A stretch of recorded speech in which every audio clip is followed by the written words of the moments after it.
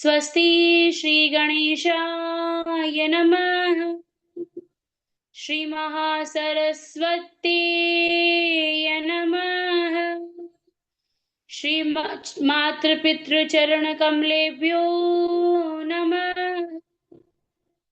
श्री गुरुवे नमः। अस्मद्गुरुभ्यो नमः। अस्मत् परम गुरुभ्यो नमः। श्री राधा कृष्णाभ्यां नमः। श्रीमते रामानुजाय नमः। लंबोदरम परम सुंदरमेकदंतम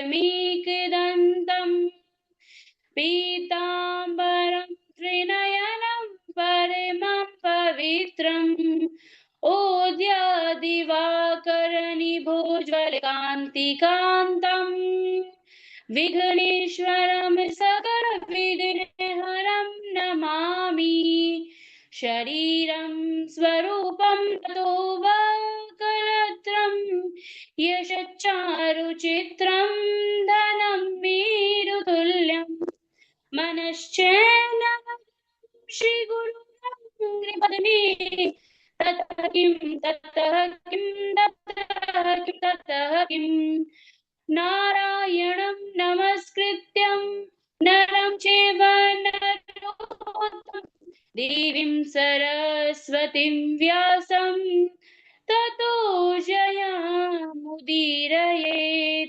बर्हापीडं नटवरवपु कर्णयो कर्णिकारं विप्रदवासः कनककपिशं वैजयन्तीं च मालाम् रन्ध्राण वेणुरधर सुदया पूरन्गोपवृन्दे वृन्दारण्यं स्वपदरमणं प्रापितगीतकीर्ति करारविन्देन पदारविन्दम् मुखारविन्दे विनिवेशयन्तं वटस्य पत्रस्य पुटे शयानं बालं मुकुन्दं मनसा स्मरामि। रामाय रामभद्राय रामचन्द्राय वेदसे रघुनाथाय नाथाय सीताया पतये नमः। कृष्णाय वासुदेवाय हरये परमात्मने प्रणतः क्लेशनाशाय गोविन्दाय नमो नमः। जय जय श्री राधा रमण जय जय नवल किशोर जय गोपी चित चोर प्रभु जय जय माखन चोर। राधा मेरी स्वामिनी मैं राधे को दास जन्म जन्म मोहि दीजिए श्री बरसाना धाम।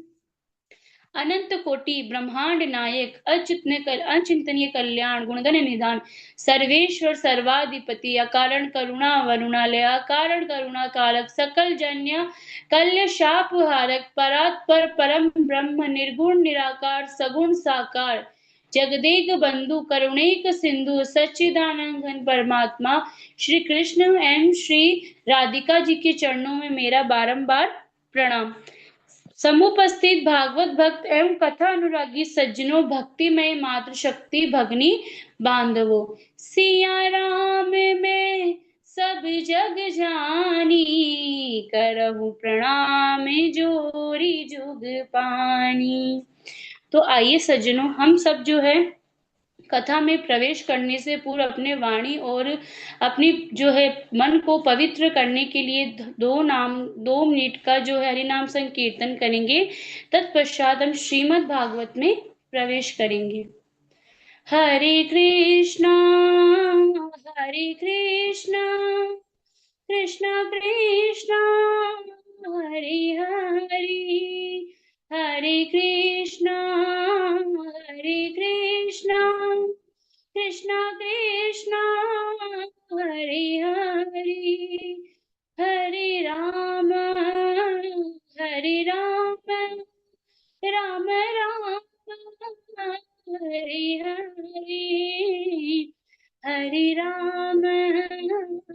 हरे राम राम राम हरे हरे हरे कृष्णा कृष्ण कृष्ण हरे हरे हरे राम राम राम हरे हरे हरे कृष्ण कृष्ण कृष्ण हरे हरे हरे राम राम राम हरे हरे। बोलिए श्रीमद् भागवत महापुराण की जय। श्री सुखदेव जी महाराज की जय।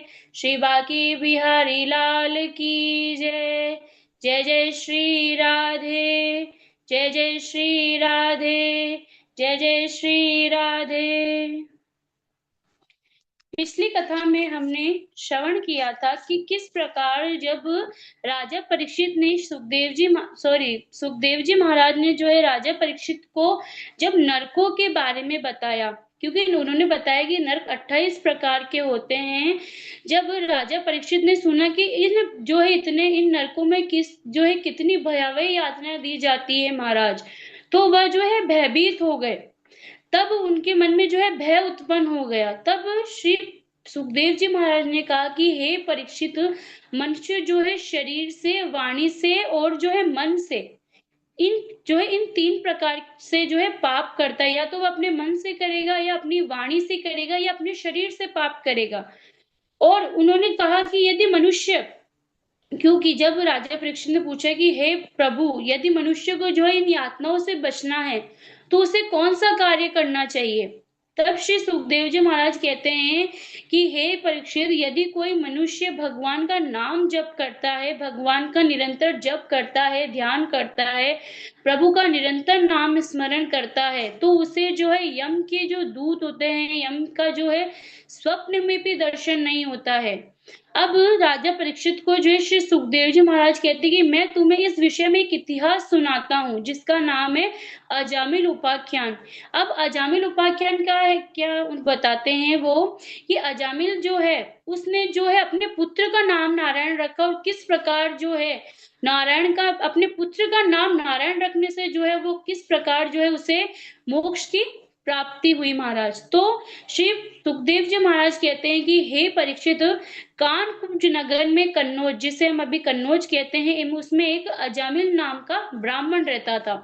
अब अजामिल का तात्पर्य क्या होता है कि ब्रह्मेन न मिलती अजया माया मिलती अजामिल, कि जो ब्रह्म से ना मिले, अपितु जो ब्रह्म से तो ना मिले परंतु जो है माया से मिल जाए, उसे अजामिल कहते हैं।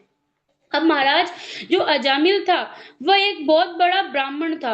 अब महाराज वह बड़े जो है उसके विचार शुद्ध थे, परंतु उसके जीवन में एक ऐसी घटना घटित हुई जिसने जो उसके संपूर्ण जीवन को जो है नर्क बना दिया महाराज। उसने अपने संपूर्ण जीवन को जो है बर्बाद कर लिया। एक उसके जीवन में ऐसी घटना हुई महाराज।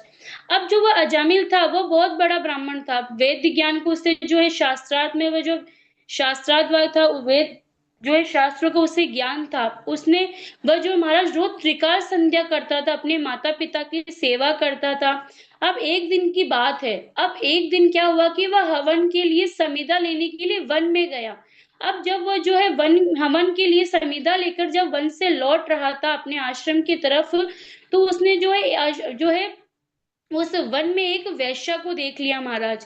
अब जैसे उसने उस वेश्या को देखा तो उसका छाया चित्र उसके मन और उसके मस्तिष्क में इस प्रकार छप गया महाराज कि वह कोई भी कार्य करता उसे उस वेश्या का उसे जो है स्मरण होता रहता, यानी कि निरंतर उसे उस वेश्या का स्मरण अपने मन में और अपने मस्तिष्क में जो है घूम रहा था। उसके मस्तिष्क में और उसके मन में जो उस वेश्या का ये जो है ख्याल, उसका ये विचार जो है आ रहा था। वह कोई भी कार्य करता, चाहे वह त्रिकाल संध्या करता, चाहे वह हवन यज्ञ इत्यादि करता महाराज, तो उसे उसी का जो है विचार उसके मन में, उसके मस्तिष्क में चलता रहता। अब वह जो उस वेश्या को जो है प्राप्त करने के लिए इस प्रकार जो है मतवाला हो चुका था, इस प्रकार बावला हो चुका था कि महाराज उसने अपनी पत्नी का, अपने माता पिता तक का उसने त्याग कर दिया, अपनी सारी संपत्ति बेच दी और उसने जो उस वेश्या को प्राप्त कर लिया। अब महाराज वह एक सदाचारी ब्राह्मण था, परंतु उसके जो है उसने अपने नेत्रों से, इसलिए कहते हैं कि मनुष्य का अपनी इंद्रियों पर काबू पाना अति आवश्यक है। उसने भले ही अपने नेत्रों से देखा, परंतु उस नेत्रों से देखने के कारण, क्योंकि नेत्र में तो जो हमारे नेत्र होते हैं वह भी एक इंद्रिय होती है, इंद्रिय होती है। तो उसने फिर एक, जब यदि उसकी इंद्रिय उसके वश में होती तो उसका जीवन इतना भयावह नहीं होता, परंतु महाराज उसका उसकी इंद्रियों पर कोई वश नहीं था, तो उसने जो है गलत मार्ग को चुन लिया। उसने अपने माता पिता का त्याग कर दिया, अपनी पत्नी का त्याग कर दिया और उस वेश्या को जो उसने प्राप्त कर लिया महाराज। अब वह जो उस वेश्या को पालन पोषण करने के लिए डकैती करने लगा, राहगीरों को जो है, राहगीर जो जाते उन्हें लूट लेता, उन्हें मार देता, यानी कि वह एक प्रकार से जो है एक प्रकार से पापी बन चुका था, कुकर्म वह करने लगा। अब एक दिन की बात है, अब जो वह अजामिल था वह जो है भुकू का जो है गलत कार्य करने लगा। अब महाराज उस वेश्या, उस अजामिल के और वेश्या के जो है 9 पुत्र हुए, और जब महाराज 10वां पुत्र जो है उस वेश्या के गर्भ में था, उसी समय जो है महात्माओं का उनके गांव में आगमन हुआ। अब जो महात्मा थे वह जो है तीर्थ यात्रा पर निकले थे, और उन्होंने जो है संध्या का समय हो चुका था, तो उन्होंने जो है विश्राम करने का विचार बनाया और उस गांव, अजामिल के गांव में प्रवेश किया। अब जैसे ही वह उन्होंने गांव में प्रवेश किया महाराज, तो उन्होंने देखा कि वहां पर जो है 2-4 बालक खेल रहे थे। तो उन्होंने बालकों से पूछा कि हे बालकों, यहाँ पर कोई ब्राह्मण वैष्णव का घर है, कोई भक्त का घर है जहाँ पर हम विश्राम कर सके? तो बालक ने जो है चंचलतावश, क्योंकि बालक वानर एक स्वभाव, बालक का और वानर का स्वभाव एक होता है, चंचलता। तो उन्होंने चंचलतावश बोला कि हाँ महाराज है ना आप। उन्होंने क्या किया, उन्होंने जो है अजामिल का घर बता दिया। अब अजामिल ब्राह्मण भले था, परंतु वह वैष्णव नहीं था और वह भक्त भी नहीं था, परंतु उन बालकों ने जो है चंचलता वर्ष जो है अजामिल का घर बता दिया।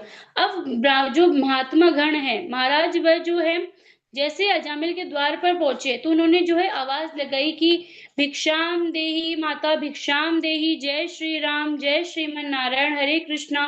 अब जैसे उस वेश्या ने महात्माओं की आवाज को सुना महाराज, जैसे उन्होंने महात्मा की आवाज को सुना, तो वह द्वार पर देखने आई और दूर से ही महात्माओं को प्रणाम किया। अब महाराज जैसे उसने जो है महात्माओं से पूछा कि हे महात्मागण, आपका जो है, आप यहाँ पर क्यों आए हैं, आपका यहाँ पर आगमन किस उद्देश्य से हुआ है? तब महात्माओं ने कहा कि हम यहाँ पर जो है भिक्षा लेने आए हैं। तब जो है वैश्य ने कहा कि हे महात्मागण, आप यहाँ से चले जाइए, यदि हमारे पति यहाँ पर आ गए तो वह आपको जो है मार डालेंगे। तब महात्मा ने कहा कि देवी, हमने इसी घर से भिक्षा लेने का विचार कर लिया है, अब तो हम चाहे कुछ भी हो जाए इसी तुम्हारे घर से जो है हम भिक्षा ग्रहण करेंगे। तो महाराज जब वैश्य ने महात्माओं की इस दृढ़ संकल्प को देखा और उनकी निर्भीकता को देखा, तो उन्होंने जो है उनकी बात मान ली। अब महाराज जैसे उन्होंने उनकी बात मानी, तो जो है कच्चा सीधा लेकर आई और महात्माओं को दे दिया। अब महात्मा गण जो है भगवान के लिए महात्मा ने भोजन प्रसाद इत्यादि तैयार किया और भोग लगाया। उसके पश्चात उन्होंने जो 2 थाली है वह अजामिल के घर भी पहुंचा दी। अब संतों की जो है पंगत लगी, कीर्तन इत्यादि जो है हुआ, जय जयकारा भी लगा, सभी ने प्रसाद पाया और सो गए। अब रात्रि में जब अजामिल आया तो उसने क्या देखा, उसने अनेक महात्माओं को देखा अपने घर में। उन्होंने सोचा कि अरे ये महात्मा मेरे घर में क्या कर रहे हैं, परंतु जैसे उसकी नजर महात्माओं के जो है सामान पर पड़ी, तो उन्होंने बोला कि अरे भाई, मैं तो कहाँ भटक रहा था, असली माल तो इन महात्माओं के पास होता है। अब जैसे ही वह जो है महात्माओं को लूटने जा रहा था, तो उसकी पत्नी ने जो है उसे देख लिया और उसने क्या किया महाराज, अपने नेत्र जो है बड़े बड़े करके अजामिल को देखने लगी। अब क्योंकि अजामिल था तो पापी और जो है दुनिया को डराता था, परंतु अपनी पत्नी से महाराज बहुत डरता था। तो जैसे उसकी पत्नी ने आग दिखाई, तो अजामिल जो है उसने महात्मा को लूटने का विचार त्याग दिया और जो है वह जो है बैठ गया।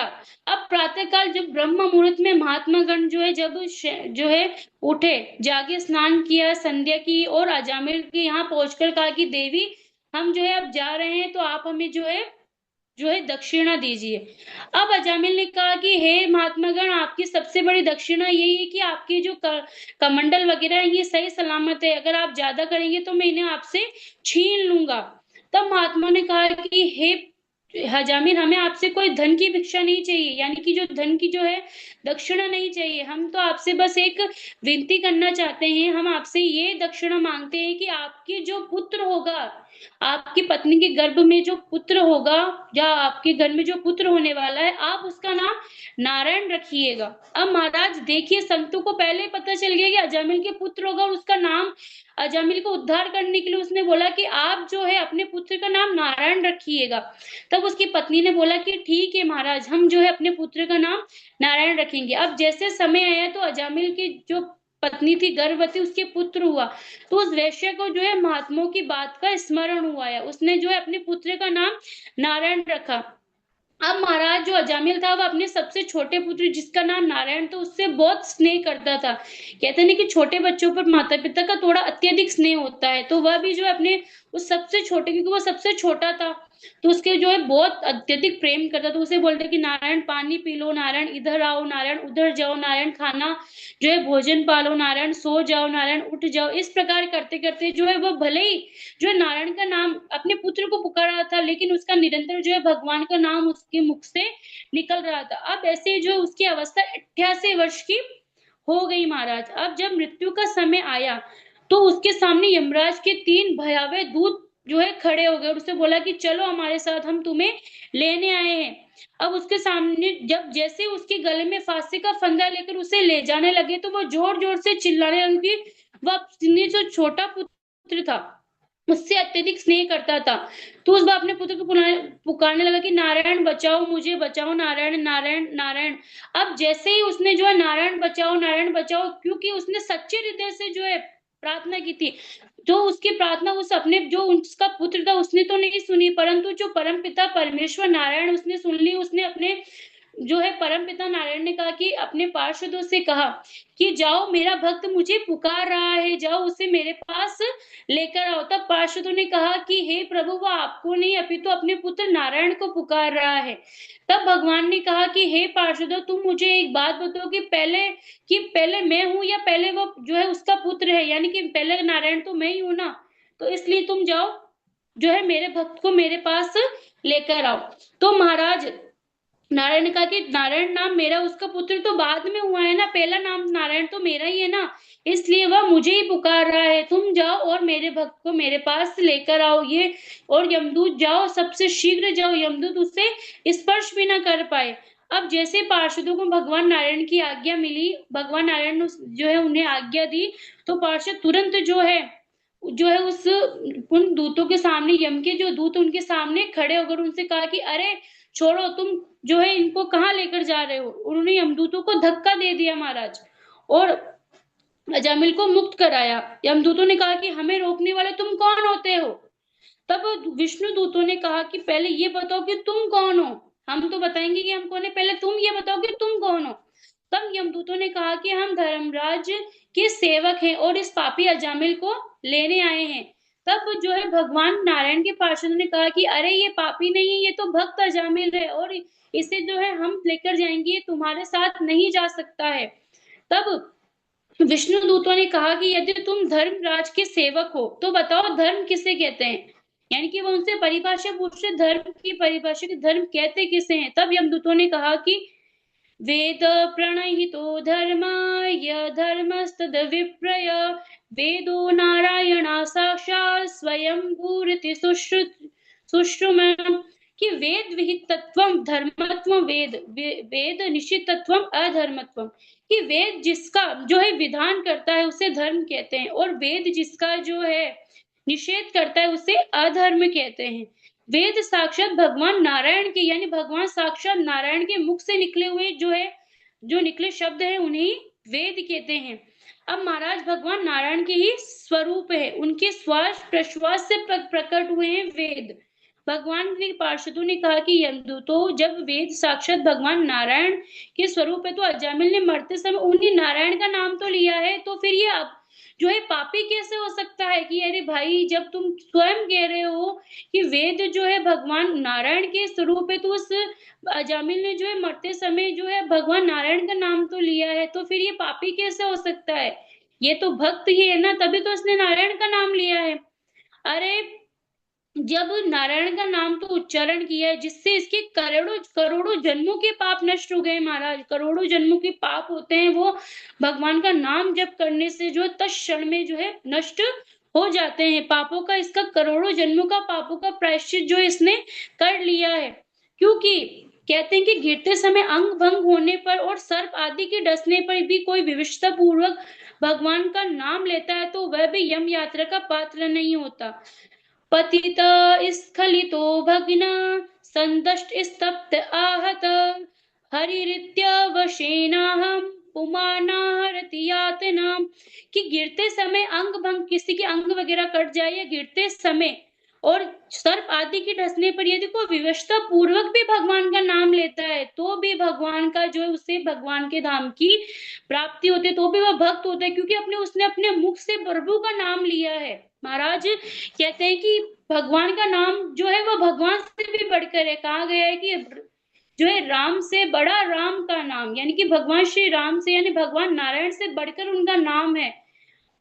इसलिए तो हनुमान जी महाराज निरंतर भगवान श्री राम का नाम जप करते हैं, क्योंकि भगवान श्री राम से बढ़कर उनका नाम है। इसलिए मनुष्य को जो है सदा प्रभु का नाम स्मरण करना चाहिए, क्योंकि भगवान का नाम भगवान से भी बढ़कर है। अब कोई विवशता पूर्वक यदि किसी, चाहे कैसे भी लो, चाहे मन से लो, चाहे अपने जो उसके मन में प्रभु के भले प्रति भले ही जो है कोई भाव ही ना हो, परंतु फिर भी यदि उसने भगवान का नाम लिया है, तो प्रभु उसे भी स्वीकार कर लेते हैं। जैसे अग्नि का स्पर्श और कोई जानकर करे चाहे अनजाने में करे, अग्नि का कार्य जलाना, तो चाहे कोई जान के अपना जो है हाथ उसमें दे, चाहे अनजाने से चल जाए, तो अग्नि का कार्य उसे जलाना, तो अग्नि उसे जला ही देती है महाराज। इसी प्रकार भगवान का नाम कोई जो है विवशता पूर्वक ले, चाहे जानकर ले, चाहे बेमन से ले, किसी प्रकार से प्रभु का नाम ले, चाहे भय से ले, चाहे खुशी से ले, चाहे दुख में ले, प्रभु का नाम है उस जो मनुष्य को, उस व्यक्ति को, उस जीवात्मा को जो है भव सागर से पार कराना। जानने जाने में लेने से भी मनुष्य जो है पवित्र हो जाता है, क्योंकि कहते हैं कि भाय कुभाय अनक आलसहु नाम जपत मंगल दिसि दसहु। कि भगवान का नाम चाहे भाव अथवा बिना भाव के जपा जाए, वह सदा मंगल ही करता है। इसलिए हमें निरंतर जो है प्रभु का नाम स्मरण करते रहना चाहिए, प्रभु का ध्यान करते रहना चाहिए। कहते हैं श्री प्रेमानंद जी महाराज कहते हैं कि सबसे बड़ा नाम जप है, इसलिए मनुष्य को सदा प्रभु का नाम जप करना चाहिए, प्रभु का जो है गान करते रहना चाहिए। क्योंकि भक्ति और जो पाठ पूजा होती है उसमें अंतर होता है। पाठ पूजा भक्ति कोई भी कर सकता है, परंतु नाम जप हर व्यक्ति नहीं कर सकता। नाम जप करने के लिए मनुष्य को जो है बहुत जो है साधना करनी पड़ती है महाराज, क्योंकि नाम जप ही एक ऐसा साधन है जो हमें इस संसार से पार करवा सकता है। क्योंकि कहते हैं कि चाहे मनुष्य चाहे व्रत कर ले, चाहे पाठ पूजा कर ले, तो वह हमें जो इस भव सागर से पार नहीं कर सकते। भले हमारे पुण्य हो जाएंगे, परंतु इस भव सागर से, इस पुनरपि जननम पुनरपि मननम, इस जन्म मृत्यु के चक्र से यदि हमें निकलना है बाहर और पुनः जो है इस मृत्यु लोक में नहीं आना है, तो महाराज हमें प्रभु का नाम जप करना ही पड़ेगा। वही एक रास्ता है जो हमें इस संसार से पार करा सकता है। अब मैं अपनी जो है वाणी को यही विश्राम देती हूँ। आगे कथा हम जो है अपने अगली कथा में श्रवण करेंगे। बोलिए श्री बांके बिहारी लाल की जय, श्री सुखदेव जी महाराज की जय, श्रीमद् भागवत महापुराण की जय। कृष्णाय वासुदेवाय हरे परमात्मने प्रणतः क्लेशनाशाय गोविंदाय नमो नमः। जय जय श्री राधे, जय जय श्री राधे, जय जय श्री राधे। राधे राधे गुरु जी, प्रणाम।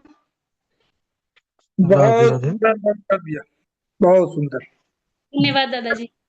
बहुत सुंदर, बहुत बढ़िया, बहुत बढ़िया। धन्यवाद। ठाकुर जी कृपा बनी रहे। बहुत अच्छा। राधे राधे गुरु जी। हाँ हाँ, बहुत बढ़िया, बहुत अच्छा। गुरुजी आपसे मतलब मैं कह रही थी कि सची जी का नंबर आप एक बार मुझे व्हाट्सअप कर दीजिए ना, उन्हें कोई मदद की जरूरत है, उनके श्लोक वगैरह छूट गए तो उनकी हेल्प करने के लिए उन्होंने बोला मुझे। हाँ हाँ ठीक है। जी गुरुजी। मैसेज कर दीजिएगा। जी गुरुजी।